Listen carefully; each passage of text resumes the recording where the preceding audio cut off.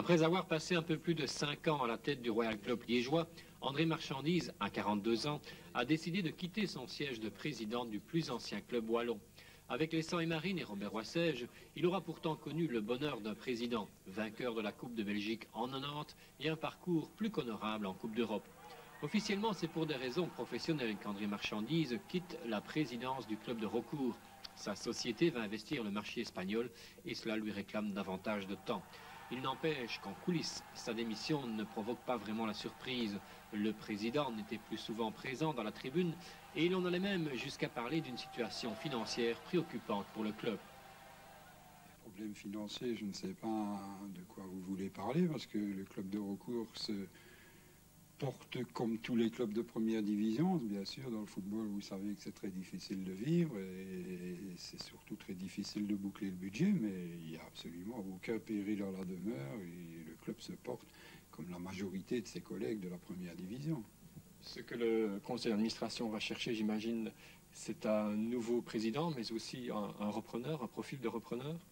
Ça éventuellement, c'est éventuellement une opportunité qui se présenterait maintenant que André Marchandise a choisi de passer la main, tout en considérant le fait qu'il reste quand même administrateur, même s'il n'est plus président. Peut-être que ça va donner des idées à certaines personnes qui, voyant la place libre, pourraient éventuellement nous contacter et discuter avec nous et surtout avec André de la manière de s'investir de près, de loin ou même de très près au Royal Club liégeois.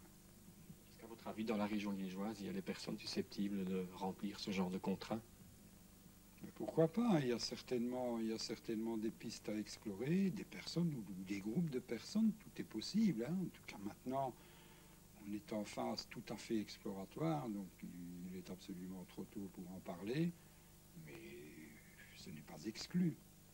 En attendant de connaître le nouveau patron de Raucourt, la vie sportive continue. Éric Guéretz et ses troupes ont encore un demi-championnat devant eux. Alors question, cette démission ne va-t-elle pas semer le trouble dans les esprits?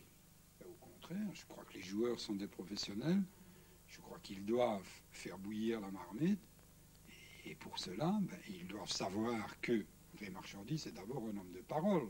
Donc toutes les promesses qu'on leur a faites, elles seront invariablement tenues, ça c'est tout à fait clair.